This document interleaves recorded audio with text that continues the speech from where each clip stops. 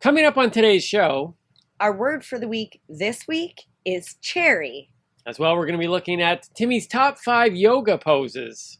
And part 2 of our interview with Olympic Gold Medalist Rebagliati. You nailed it. Thank you. This podcast is for adults only, should not be used as a meal replacement, and may contain nuts.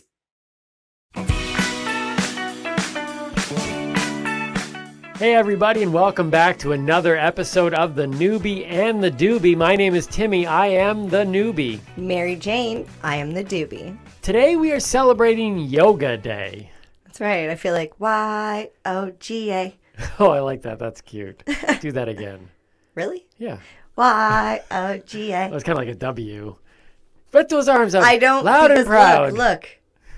Do What? you see? What, because your wrists go back? Oh, how did I never notice that before? Really? I think I just gave our producer probably a big loud earful there. Okay, get this camera. Get this camera. I've never seen that before. Close your eyes. How have I never... Wait, no, what... Oh, jeez. Wait, I think I just heard you twist... Oh, my God. How did I not know this? That's why I try not to put my arms up How did I not... too much, because I'm like, wait, this is like straight. I can't not see it now. Oh. And I don't even do yoga. Y-O-G-A. I've known you for over 3 years. Yep. You know I have different thumbs too, right? Like my thumbs don't match. No, I understand that. No, you seen I'm that. sorry, I'm not even close to my mic now. That was a legit. He's like totally grossed out. That was awesome. Look, there are some things on this show that we plan. Most of the show we don't. And that was one of those. How did I not? When am I ever? When do you ever do this? Yeah. I don't know. For the longest time, I won't extend. You can't not see it now. I love you. I said. What was that, right? I said I love you. That's funny. Remember that thing you said to me the other day? What did I say? You said, I don't need to understand you to love you. And that's okay with me. I don't need to understand to love. Yeah, I love. So you don't need to understand that my arms go backwards. No, I don't need to understand it, but I cannot not see it now. Well, of course you cannot see it because I'm just got my arms like this. No, now. I know, but now you're looking at my arms like they're not real. Okay, so that was. I thought we were gonna come on. We were gonna talk about yoga because I regularly. Y-O-G-A. If you don't yet, after all the episodes that we've done, if you do not yet understand why you need to watch this on YouTube and not just listen to it you have in no idea podcast what form, just happened. You have just missed out one of many treats that can... Jeez. Okay.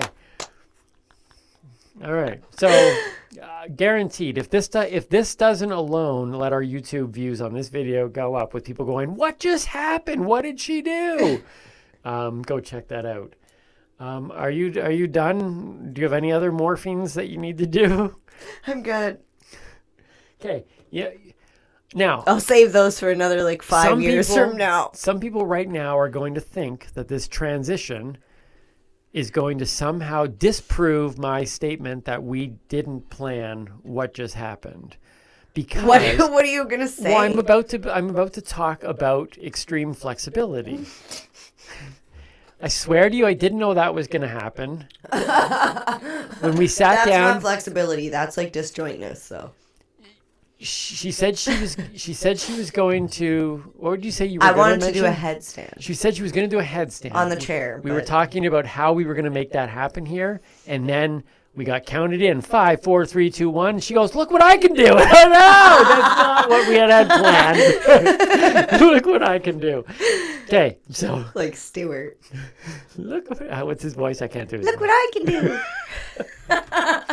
That's good, Stewart. That's good. That was on Mad TV, right? Oh, I love Mad TV. Okay, so he's looking like a man. Okay, I'll stop. Okay, So I want to say, I don't know. I'm trying to somehow get my mind off this. So let's just quickly transition here. So, I do yoga on a regular basis. Daily. Multiple Multiple times a day sometimes. I will say this once and once only on this episode. I'll say it many more times on other episodes. Yoga changed my life. Okay. The flexibility, the strength, I thought it was just for women and for flexibility. Guys, that was wrong. Wrong thinking. The first time I saw a bead of sweat drop from my forehead onto my mat, I was like, oh my goodness, this is doing something else. These yoga shoulders weren't there before. Just strength in general, just inner calmness, the breathing, the ability to do that, the flexibility, the strength all around, core, just all of it. We don't even have the space here, but check out our social media. I'm sure sometime during this week we will put something up there or a few things that show various I'll definitely be yoga doing a things. headstand at some point. So we go to check that out.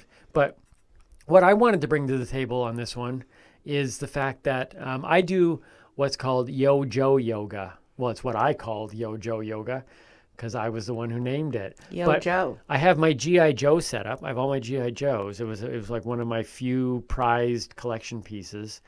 And I do my yoga in front of it. I have some pictures on my my Instagram at The Real Timmy Boyle called GiJoe yoga. And when you told me an interesting fact about G.I. Joes and yoga. I know. And why you do the yoga in front of the G.I. Joes. It's a good reminder for me. So this little guy here, I don't know what you can see on the camera. Black on black probably doesn't work, but so this is Torpedo. It was the very first. I'm just going to put that behind him because, okay, there you go. Back here. He was the very first G.I. Joe figure I ever bought. I have over 100 of these men in this nice little tin at home. He's got a little bit faded. You can see what color he used to be on the It's gray like there. a little bit faded. It looks pretty much brand new. How old is that thing you said? Oh, this would be, early 80s? Yeah, so... I think, so my guys are, because I didn't play with my G.I. Joes. I displayed them. So other than some dust, I think they're all in some really good shape. So this is Torpedo. My thing, though, that I found very interesting, though, is I was watching a show called The Toys That Made Us on Netflix, I think 1980s. And then for those who know me, the 80s is my jam. I'm an 80s prophet. But see the movement that they have, like the joints? Can actually bend the elbows and the knees. The elbows and knees and stuff. Okay. Before these guys came out, if I remember any of this correctly, but listen, we're not scientists. We don't even call ourselves truth tellers sometimes. And we don't work for the toy department. No, we will try to do my best to recall this. So the thing I found fascinating was before this, they had the 3-inch guys, the Star Wars characters came out in their late 70s. But their arms, they only did this. Like the Barbies, the straight legs, straight and the legs, straight arms. Yeah. So the G.I. Joe developers were trying to figure out, what do we do? How do we take this to the next level? And if I got the story anywhere correct, one of their people was walking down the street, looked in an art store, saw those mannequins that can move, that the little wooden all guys. Flexible wooden mannequins. Yes. Bought a whole bunch of them, brought them back to the workplace, whatever it may be, and basically said, this is what we need to do. And G.I. Joe, I believe, became, as a result of that, what would have been called fully posable. Now, they've gone another step forward. The ones later on, I think even the wrists. The fully opposable thumb? Do they give you the thumb? I don't think they have the thumb. But this extra joint stuff, the Star Wars guys didn't have. G.I. Joe brought this in, and it was all a result of, once again, great ideas sometimes come from places you're not looking for them. And he was just looking around, saw these things in the art store and went, that's it. And hence these little posable figures were born. And so Star Wars figures, Luke, he's a Jedi Knight. He can't do the splits. But Torpedo can, and I can almost do it too. Stay tuned. Try to watch that video possibly on our social media as well. It's funny, that wasn't the splits. But this That's is about Torpedo. as well as I could do the splits. Look, you can do the full splits. That's Isn't that awesome? more impressive than the Star Wars. GiJoe for sure. yoga. That's what I do. Check out our social media. For When more was the last time information you bought a G.I. Joe? Because maybe they do have opposable man. thumbs now. Jeez, Long time ago. Maybe they do. We're talking early 90s, would have been the last. It could have been. I don't know. I'm going to have to Google this and see what a G.I. When Joe I took all my like G.I. now. Joes out of their containers and stuff, they were all wrapped up to finally display them, because now I have space to display them for the first time. They were wrapped up in newspapers from 1993. Wow. So they are now out on display, not fully, but on their way to full display. But this is Torpedo, fresh out of that box. Out of storage. Out of storage. So there you go. So happy Yoga Day. Thank you. And thank you for sharing one of your collectibles with us. Thank you. My kids weren't even ever allowed to touch them. Although I think one of my kids has claimed all my G.I. Joes when I die. That seems to be, I think that was one of the things they claimed. That's funny. Wasn't it just their birthday, too? Yes. Yes. Yes, it was But Jade's he's birthday. not gone yet. So you can't have my G.I. Joes yet, Jade. But they are yours. But I hope your birthday was great. Whose Speaking of birthdays. Yes, well, very good transition. Right? We're nailing the transitions today. Yeah, we've got someone else who nailed transitions in High School Musical. Oh, look at this. Vanessa Hudgens. Look, people, we may not be truth tellers, but we are professional. Yes, we are. Okay. Professional shit tellers. No, shit. No shit in there. No. All right. I can't think of the word. Anyways, not professional there. So Vanessa Hudgens turns 33. She's a High School Musical. Yeah, I believe so. I am a Sharpay fan to the core. That was the blonde one, right? Mm-hmm. Okay. It's the only thing good of the Zach and Cody shows, too. Those Zach and Cody. I hated those. Zach and Cody, those twins. Yeah. Oh, one of those annoying TV shows. The Sweet Life? Oh. Oh, no. If it wasn't for what's her name that played the same girl that played Sharpay. Okay. What's her name? I'm pulling a blank. I'm pulling a blank. You think of that. I'm gonna. Okay, so think of the next. Mm-hmm. Yeah. I just see Sharpay. Ashley Tisdale. Oh, Ashley Tisdale. Okay. Without her, Zach and Cody would have been the worst show possibly on TV. Is that even their name? Sweet Life of Zach and Cody. Yeah. Horrible show. Ashley made that whole show. Go ahead. Okay. And happy birthday to Vanessa. The last birthday we're celebrating today is King George VI. King George. Now, you said that. Yes. And I looked up who King George VI was. Okay. I thought this was somebody who would have died back in the 1700s. Like King George VI. Yeah, right? Because it sounds like this, but well, I thought so because I'm like, oh, he would have been 126. Like, that's old. But he died in the 1950s. What did he do? Like, was he the king of what? I don't know who he was, but we put him on the list. Is there a King George VII? Maybe that's Will and Kate's son. His name's George. No, that's not right. No? No, because then the dad, it would be like, But isn't it weird, though? I thought it was weird that there was a King George the Sixth that was born in died in the 1950s. That just it sounds like medieval. Like the artist formerly known as Prince? Well, that sounds very 90s and 80s. But that's what I mean. It was like, it's weird for King George the Hi, I'm Sixth. King George the Sixth. It's like the 1950s. You're what? I don't know. That seemed weird. But happy birthday to that dead man. Yeah, 126. Looking good. Well, shall we get this thing rolling? Oh, I'm always ready for that. Roll it.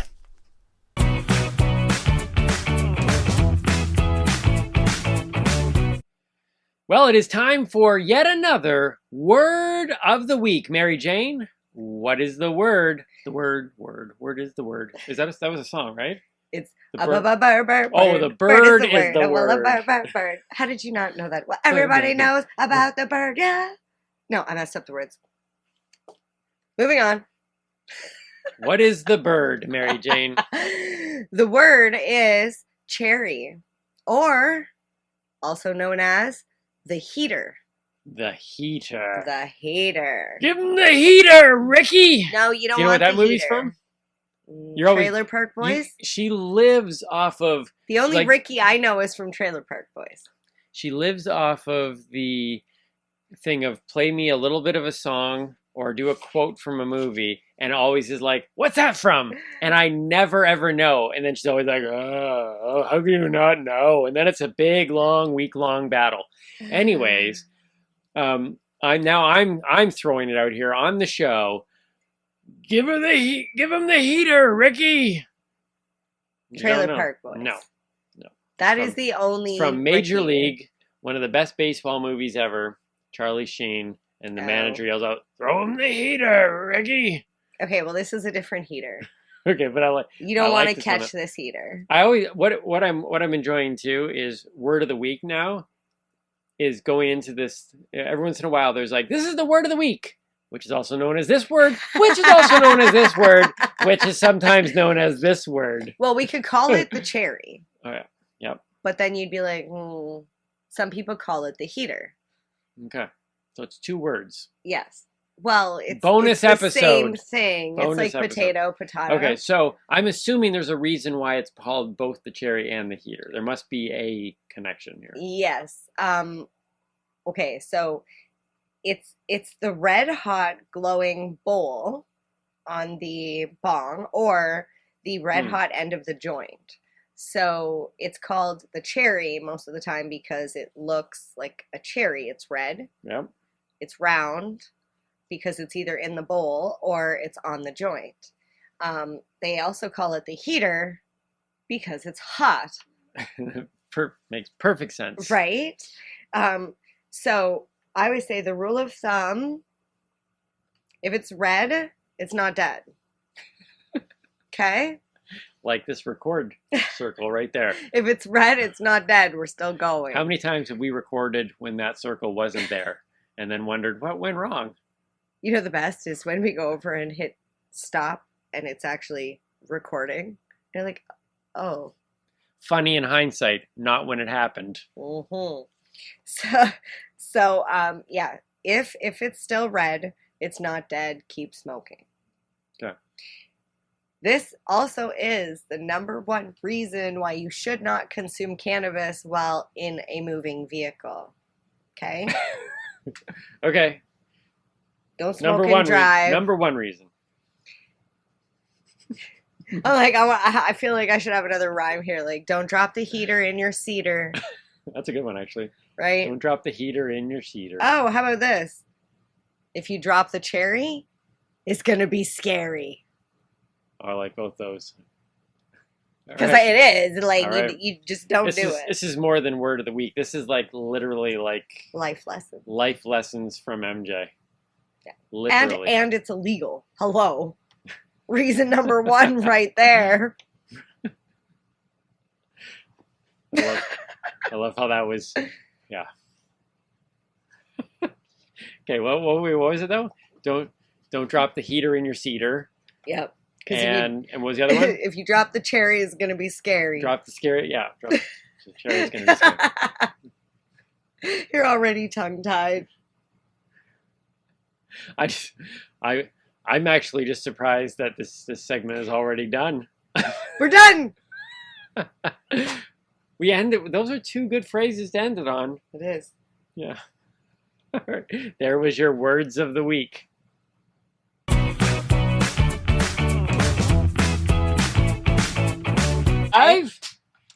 Today's high 5 list is Timmy's top 5 yoga poses. Now, I'm going to be honest with you. I didn't know if I would ever have a high 5 list of favorite yoga poses. Didn't you actually used to preach against yoga? I used to preach against yoga. I was I thought it was for women. I thought it was for flexibility, and that was it. I didn't think you could get a workout of it. I mean, it is no secret that there was a point in my life where yoga was a joke, and it has now radically changed my life. But I am here to tell you that there are 5 very, very, very helpful moves that not only helped me with health and strength and balance. Are you going to go to the shoulders? Well, they did help create and form these amazing yoga shoulders. I feel like I should This is why you watch the show and don't just listen to the show. So if you've been listening on podcast form, thank you. But you're missing the shoulders. Namaste, but you're not getting the shoulders. So these were also, not only did I see improvements in my body because of learning these poses, okay. But they also, each one of them along the way kind of were signposts Mm-hmm. to show that yoga was working. Okay. Right? So it was like I would look around the room and be like, why can't I do that? Because there'd be like, when I first went, there'd be like, I don't know, like a 60-year-old woman who, I don't know, I don't want to guess their ages. They're older than me. An older woman. And I was sitting there thinking, I can do that. And then they'd be holding these poses, and I'm like, I can't do that. But each one of these poses was a place where I was like, oh, wait a minute, I can do this pose now. And each one blew my mind a little bit more, and I realized this thing is actually beneficial. Yeah, you took me to one of your yoga classes, and I don't know about the beneficial part. It is for a special breed of human being. Oh. But your shoulders would be amazing. It would help with that back posture. So here we go. Timmy's top 5 yoga poses. Number 5 was the tree pose. Oh, I like that one. I know that one. Right? The tree pose, you stand like arms up in the air. Are we going to put a photo up? Yes. Where are we going to put the photo? Are we going to put it like right here? It will show up. Here? Maybe. Ooh, what if we put it like right here? Oh, right there. Okay. So if you're listening, you'll have to go over and see these poses. Also during the week, sometimes they'll be on our Instagram page. So the tree pose. It looked really easy. So your hands are in the air and you do like this thing where you fold your one leg and you got to put your foot on the inside of your thigh. Yeah, you got to like bend your leg. It's like bending like a triangle thing. And it looks really simple. But I realized very quickly that I couldn't keep first of all, I'd have to like hold my leg and like lift it into position and move it into the right spot. And then, one leg was stronger than the other. Isn't that the trick to the tree pose? Is the foot that is off the ground is to be rooted. I say rooted because that's like a yoga term, right? And for tree pose, very, very appropriate. To be rooted into your other leg so that way you can ground yourself with the foot that's on the ground. Yes. No pun intended. And it should have been intended. It's very well done. And so you need to kind of push that leg into your other leg or your foot into your leg. When I first pulled that off and realized that I was able to have balance like this with my leg bent in, I was like, okay, I see this. Because I also didn't realize how important balance was. See, I do the swaying tree. That's a good move, a good yoga move. The swaying tree. Actually, they call it yoga. It's funny. I always think it's funny when they say the reason why we call it yoga practice is because we're always practicing. We never get there. And so if you sway, that's exactly what somebody would say. Oh, that's okay. You're doing the swaying tree. Yoga is actually kind of very much, although it's an ancient form of health and exercise type of thing, it's very much fits in today's culture of everybody wins. It's like you can't do yoga wrong. Oh, that's okay. You fell over. You're the falling over tree. That's not true because I went to the gym one time and I signed up for a yoga class and I remember I was in the didn't want to go in the back because I didn't want to draw attention to myself. I also wanted to be able to see, but I didn't want to sit in the front. But yeah, somehow she was like, "Are you okay?" And at that moment, I was like, yeah. Do I not look okay? And she says, not really. Just doing my yoga practice. I'm practicing. I'm practicing not to fall over and pass out because I don't know what we were like. But I've seen you do the tree. You can actually do a tree pretty well. Yes, I do know that one. Number 4 blew my mind, and it was the headstand, which you absolutely that doesn't feel like yoga, although it does a good stretch on the. So here's what it was that blew my mind. Number 1, I quickly understood the benefit of being upside down. Yes. We have an inversion table, and I don't know why they call it that. Just hanging upside down. I guess you should be a bed, inversion bed. But just the gravity pulling on your spine, you feel it. Yep. And all the way down your spine. And you should spend some part of every day upside down. just because of, like you But figure. we spend all day right side up. No wonder when you're 80, you start to crouch like this because you've had 80 years of gravity, like pretty much pulling you down. Well, fun fact, they actually say you're taller in the morning than you are at nighttime because when you lay down at night, your back like stretches itself out. That's why people take pictures of themselves in bed, makes them look taller. So the headstand, what was neat about the headstand for me was, and if you've never been able to try one, number one, I had never done one before. So I put my hands on the table and I was working with at Creekside Yoga in Sterling, Ontario. That's the place that got me going. And so it was just me, and so it was kind of like a specialty class, even though it was supposed to be other people there. But it was just me. Or a 2-on-1. So I go to do the thing, and you got to bend your knees and slowly like straighten your leg. Mm-hmm. And I was amazed at how quickly I was able to do it. And the reason why I was amazed was because I shouldn't be able to just do something for the first time and do it decently like that.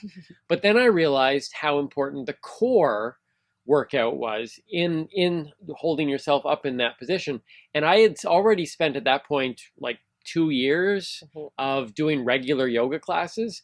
And so I had developed the core strength to be able to do it. It's kind of like when my daughter, she learned to ride a bicycle the very first time she got on the bike. I didn't even have to hold the bottom because she was on a tricycle for so long that and people be like, how, she doesn't ride a regular bike yet? I'm like, no, she's having fun on this little trike.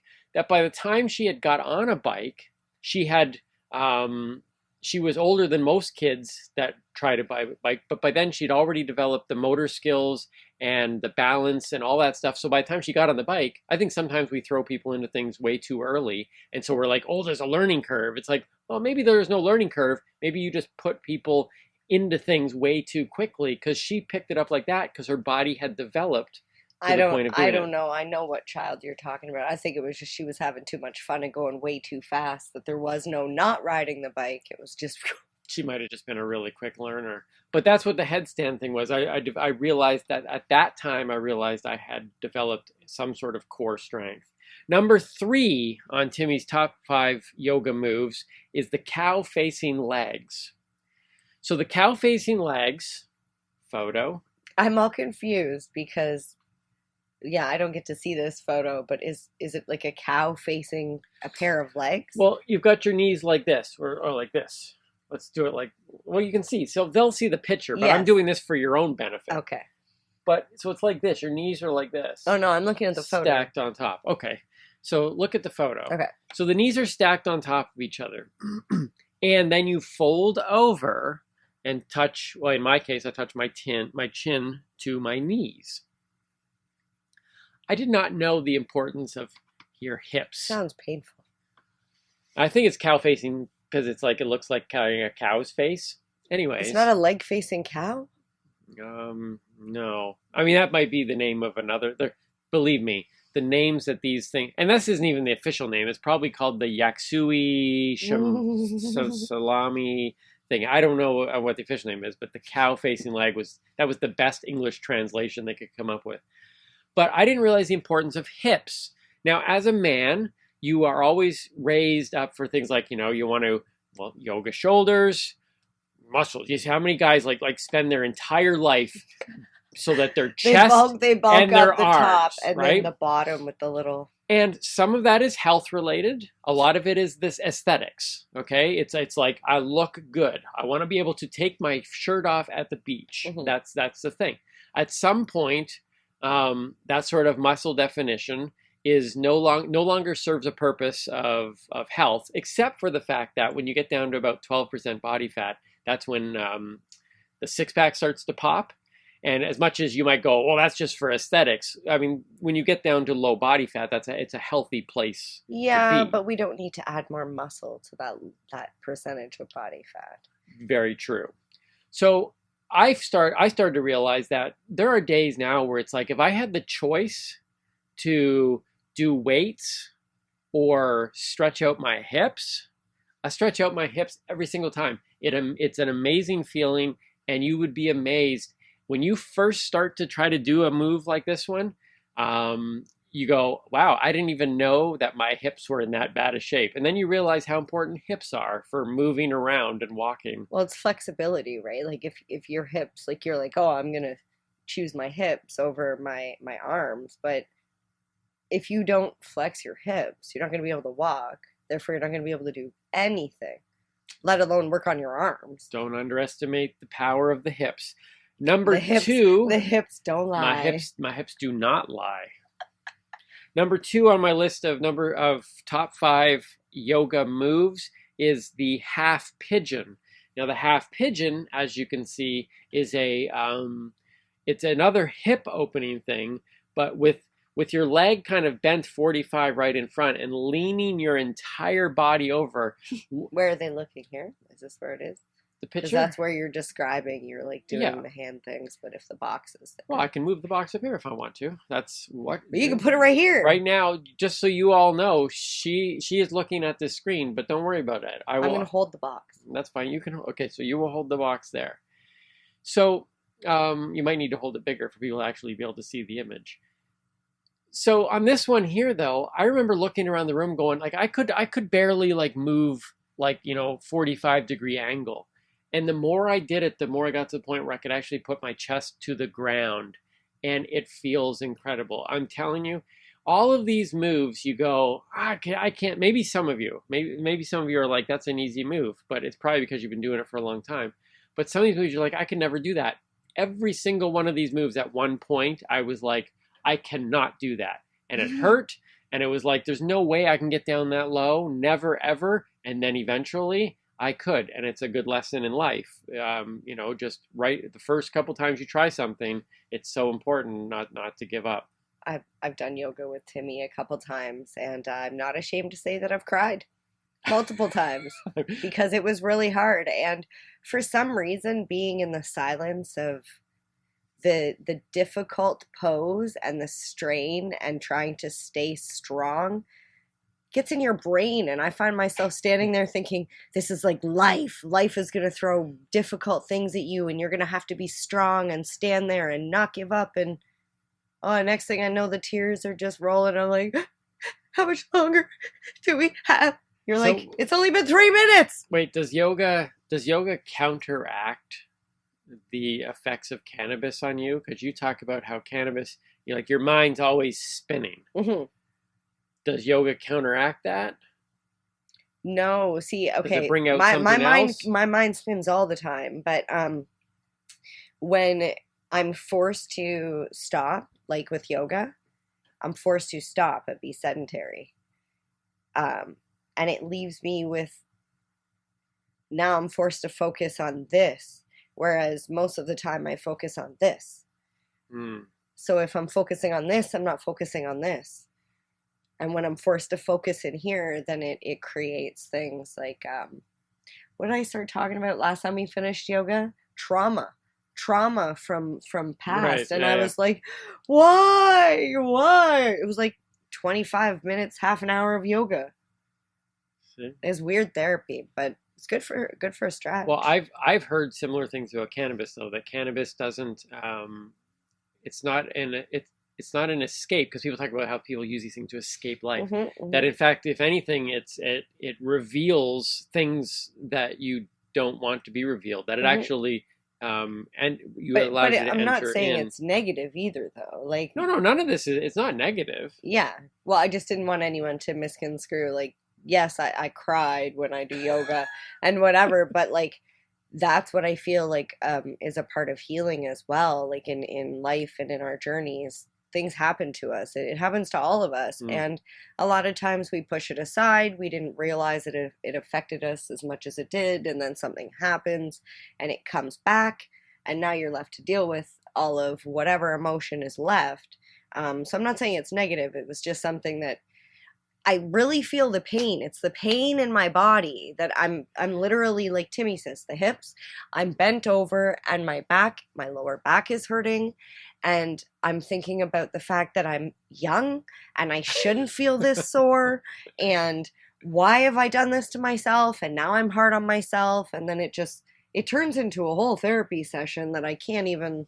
Well, yoga for sure definitely reveals all the muscles and joints and stuff that you don't even think about for most of your life. Well, no, because you don't use them on a daily basis. You use them on a daily basis all the time, but not to the point of utilizing them to keep them, like, because our hips are always being used as we walk and stuff, but we don't realize that they're degrading over time unless we stretch them out more. And then we wonder, strengthened. The gift of life is not years 1 through 60. No matter how hard you live, 1 through 60, everybody can kind of get there. Yes, there's accidents along the way. The key, the true gift to life is quality of life beyond 60, I say. Mm-hmm. You know, I'm not a scientist. I'm just throwing this out there as a rough example to say that the stuff that we do now really does affect that later on. I actually drank my water today. And number 1 on Timmy's top 5 yoga positions, my favorite one all time is the crow. I was going to say, I know this one because I've seen it almost anywhere that you can do it. Anywhere I go, I will show people that. And it is literally, as you can see in the picture, people listening, it's a balance. You've got your knees on, you've got your hands on the floor. I don't know where the photo is, but I want to leave lots of room your because knees, it's friggin' awesome. Your knees go up onto your elbows. So you're balancing just on the palms of your hands with all of your body weight on kind of resting on your arms and stuff. I could not hold this pose for even a brief moment. I'd always have one toe touching down at any given time. And I'm looking around once again at these older women going, how are they doing this for like 10, 15, 20 seconds?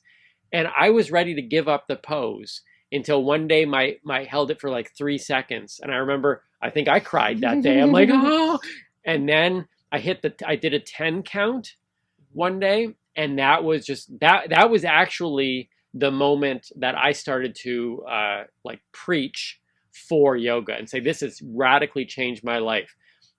I had tried weightlifting things and all these different exercise programs for years. The thing that gave me some upper body strength, it may not have built muscle mass, but the thing that gave me strength, which is very different than muscle mass, was doing poses like the crow. And I am stronger today than I was in my 20s because of a pose like this. So I will say 2 times, very impressive times I've seen you do that. One was the last time when you did it at Lyft in the unicorn onesie because it was really cold. And we had been outside for a really long time. So, like, I'm impressed that you weren't froze and you were actually able to do it. Mm-hmm. And you did it for a long time. Like, I don't even know, 25, 30 seconds. That one threw me off. I was like, are you just going to keep doing it until you fall? Like, what's going on here? And the other time was on Eric's boat. Yes, on the front of a moving boat. I was very proud of that. Well, it wasn't moving, but it was on rocking. Water. I was just going to say. So is that moving? It was. No? It wasn't moving. It was docked. What's the definition of moving? It was on a dock. It was like docked. However, like it's on water. I can barely stand and not fall on a boat when it's on the water, so let alone. Moving. I'm not going to argue. And that's how you keep it fresh. It was moving.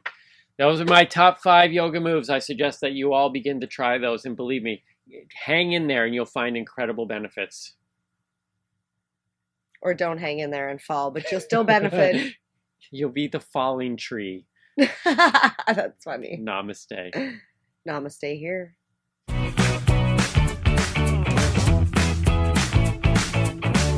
Hey everyone, and welcome back to another episode of On the Spot with the Noobie and the Doobie. Our special guest today is Ross Rebagliati. I've been practicing that all week. With all the passion that you obviously exhibit right now for cannabis and the industry and breaking stigma and all those things, was that also true about snowboarding? Like taking it back one step now?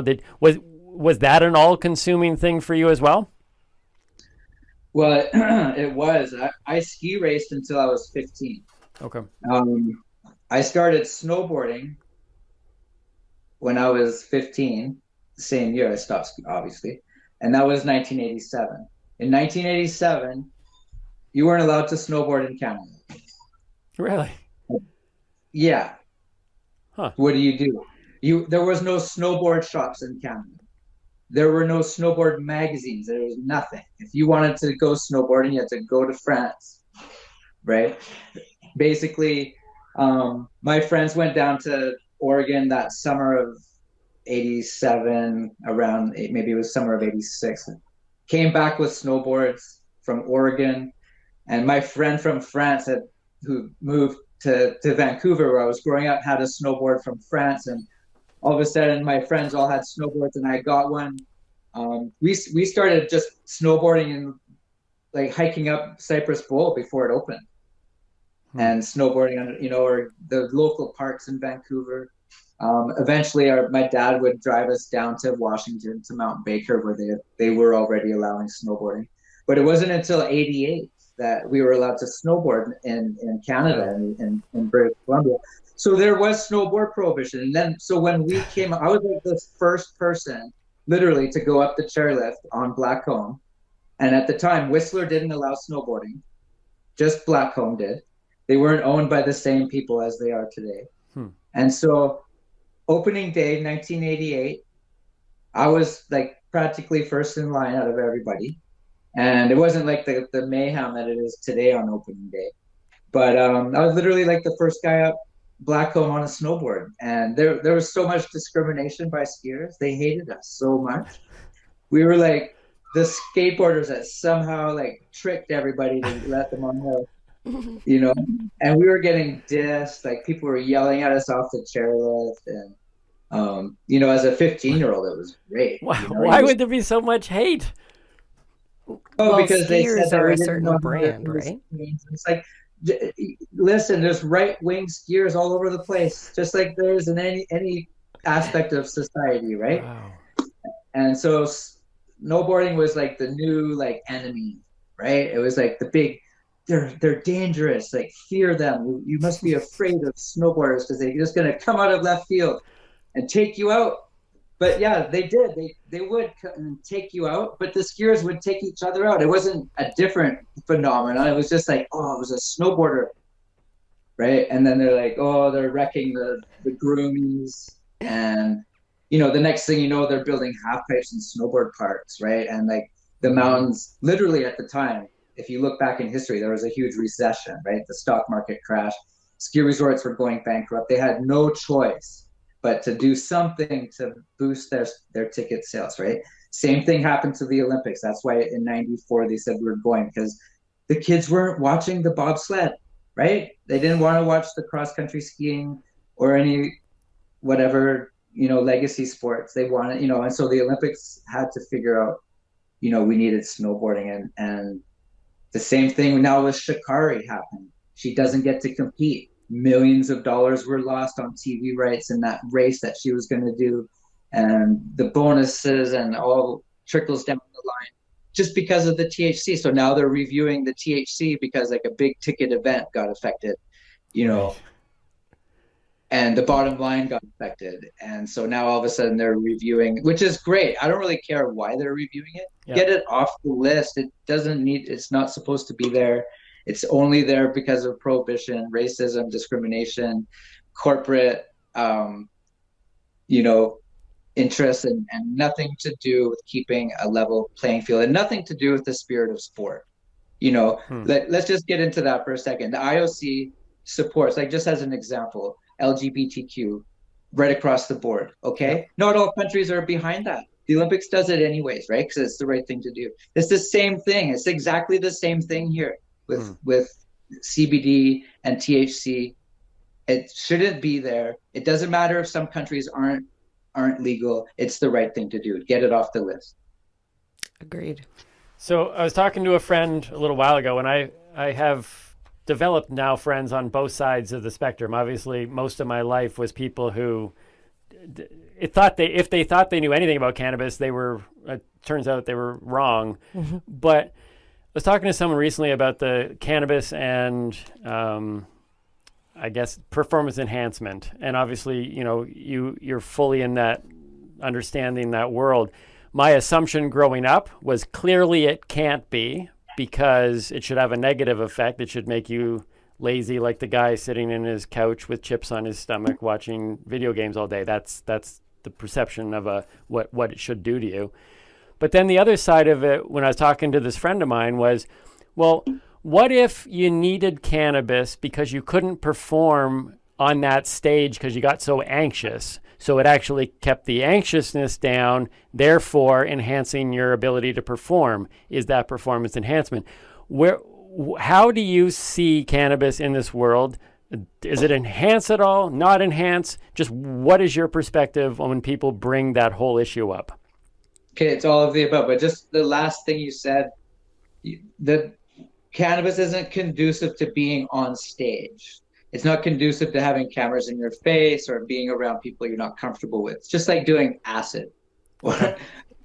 You don't want to be around people you don't know, and definitely don't want to be on stage on an international level, like with cameras and guys with machine guns standing around. Like, it's just not where you want to be, right? Like, it does, but what it does do is it trains you to be calm over the period of time that you use cannabis, because you don't, like, I'm a healthy guy right across the board. Like, I used to drink. I don't drink anymore. I'm 3 years into not drinking, loving it. I don't want to, like, we can dive into that, whatever. I don't care. Mm-hmm. But I'm just healthy all across the board. So it doesn't, like, you could take one thing away from me, I'm still going to be healthy, right?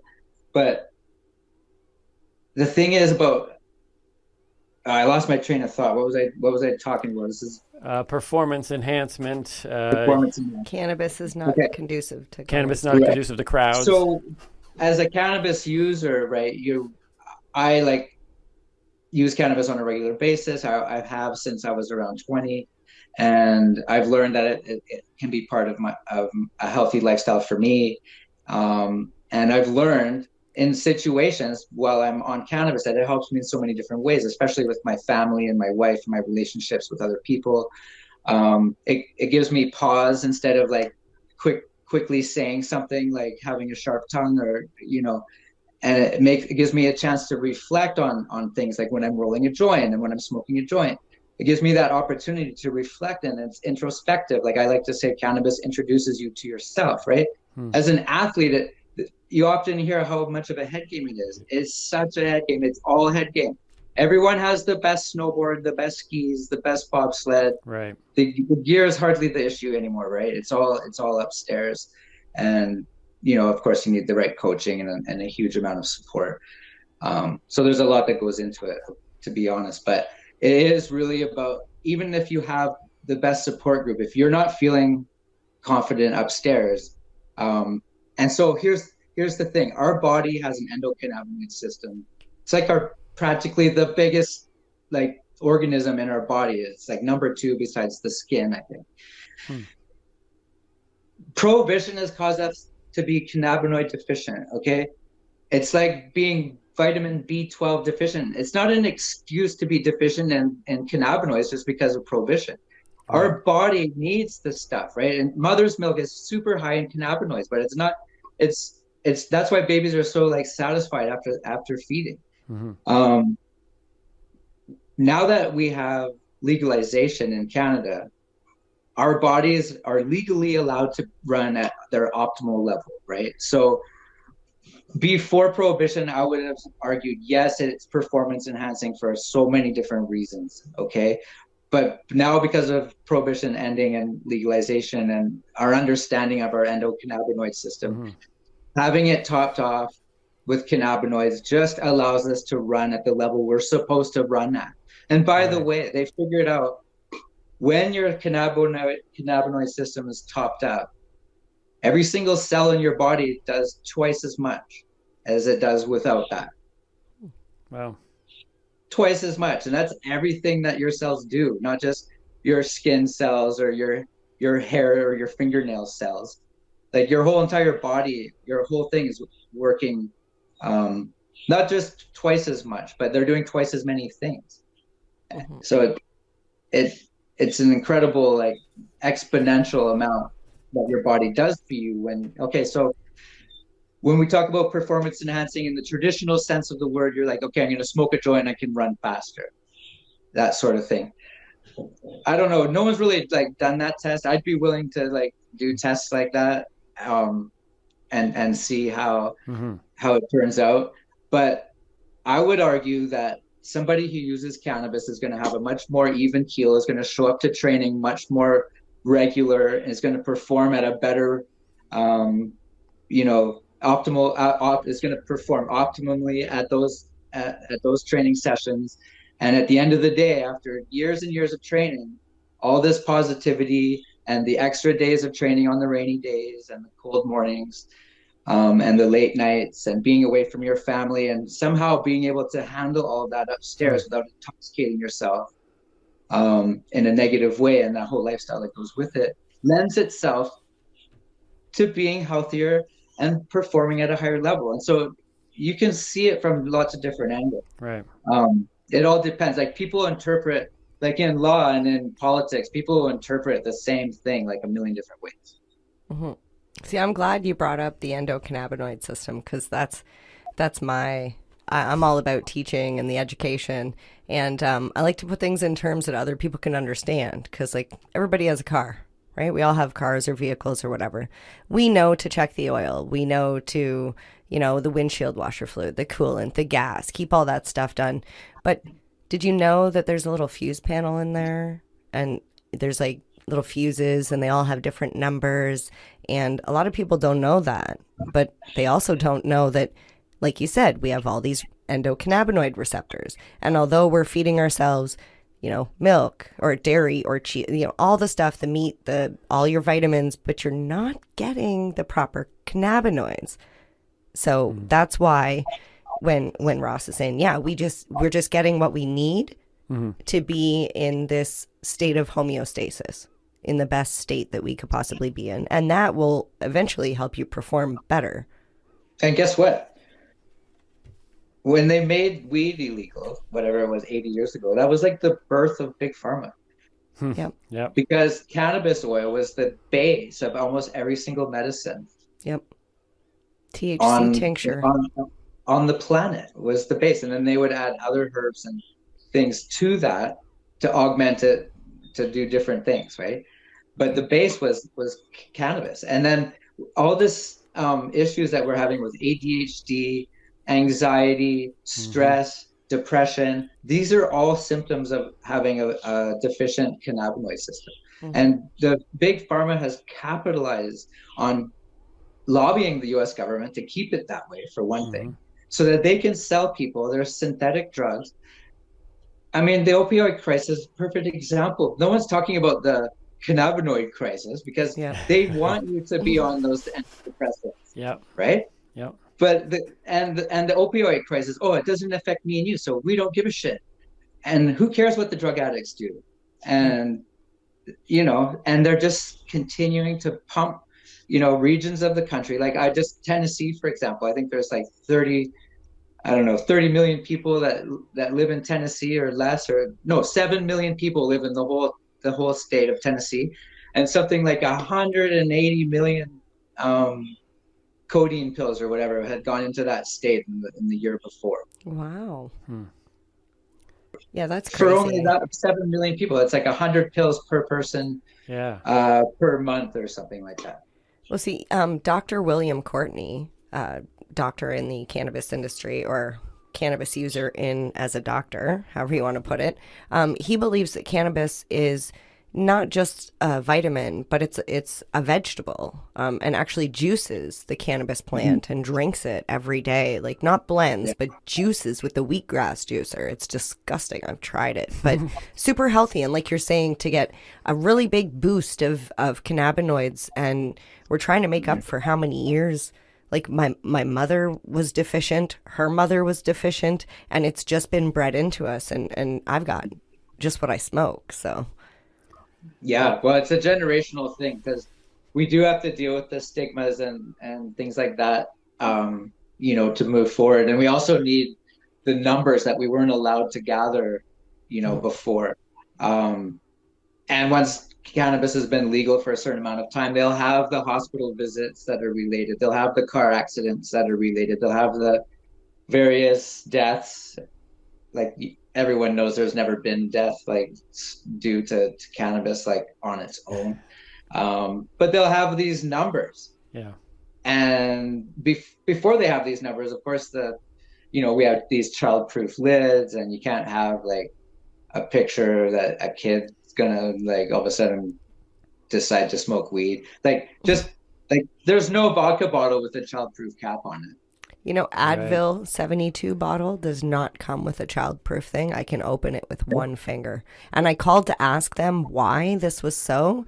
And they said if I needed a childproof lid, that I should buy the smaller bottle because that one comes with childproof thing. And I was like, wait a minute. Right? This bottle is three times as much. consumer. This is going to kill somebody, but it's okay. No, but it's up to good parenting. Of course. They're leaving it up to the discretion of which they should do. I mean, I'm a believer of childproof. Okay, I've got 3 kids. I get it. Okay, but why should cannabis be different though? That's my thing. Like, why do our cannabis packages have to be like ridiculous? No, that's exactly, and that's why they need these numbers that I'm referring to. Mm-hmm. So because the politicians don't know, they think this is like codeine or like a regular pharmaceutical drug because it started off in a medical. The only way we could get it through the courts was medically, and so it's been classified as a drug. But coffee is not considered a drug. Oregano isn't considered a drug. Rosemary or none of that stuff is considered drugs. It's the same exact sort of plant medicine that we're talking about with cannabis, and they're not classified as drugs. But the class 1 classification in the States has put it on the Schedule 1, and the prohibition that the States has spread around the world. Or else you can't be an ally of the States, has created this huge, like massive issue, right? And that's why, it's still federally illegal in the States because it's tied into so many diplomatic relationships that they have, and they have a hard time backpedaling it. We're gonna have to.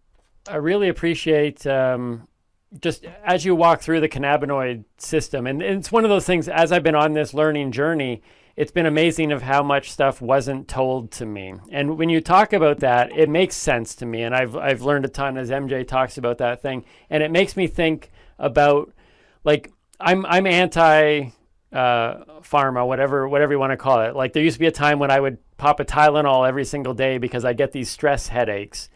And then 4 years ago, as a joke, I started to do yoga because I thought it was just for women and flexibility, and I wanted to do something on my Instagram that was funny. And now I swear by it. I haven't taken a Tylenol in 3.5 years because I was only dealing with the symptom, and yoga, a natural form of stretching, actually removed all the things that I was taking the pill to kind of just get rid of the headache for. And when you talk about the cannabinoid system, that to me makes it sound like cannabis is as much a performance enhancer as get enough sleep, do regular exercise, eat healthy. Yep. Like if it's somebody is, what's that? It's part of a healthy lifestyle. Yeah. If somebody is an athlete, if 2 athletes and one is on a better sleeping regimen, eating healthier, and doing a better exercise program, technically their performance has been enhanced over the one who hasn't. And that's exactly what cannabis is. It's adding another element, a natural element. So if you want to call that enhancement, that's just called healthy living is what I'm hearing. Mm-hmm. Yeah. And in the sports like cycling, for example, like the Tour de France, like marginal gains are kind of what they're after. And running. Those guys from Kenya that run the Boston Marathon, they're literally down to like what shoelaces they're using to try to, and so it's these small differences that you can put together called marginal gains, and cannabis and water and potassium and all these things that you need as an athlete and as a normal person, just add up to being, almost unbeatable. And you do need all of those things because you're only as strong as your weakest link, right? And stress happens to be, and anxiety and depression happen to be very good friends of athletes. and not drinking and sleeping, going to bed early, waking up early, having a lifestyle that's repetitive, that is sustainable for years on end, like for your whole life. You know, like I don't go on a diet. I'm on a diet. Like I'm not on a diet. This is my diet. Like that's the concept that you have to think about. Like you don't go on a diet. You fix your diet so that you eat like that every day of your life, or you know, and it's just a different mindset, really. And it's the people that are open to using cannabis that are also more open to those different kinds of mindsets and thinking outside the box. And it really does make you more comfortable when you're uncomfortable. And that's what we're getting back to as far as stress and things like that. You don't need to smoke a joint that day, but if you've been training yourself, like yoga, for example, like smoking weed is like yoga, right? Like over a period of a decade, you will train yourself to be more calm. And if you watch like interviews of me at the Olympics, like the reporters were like, "You're so fucking calm."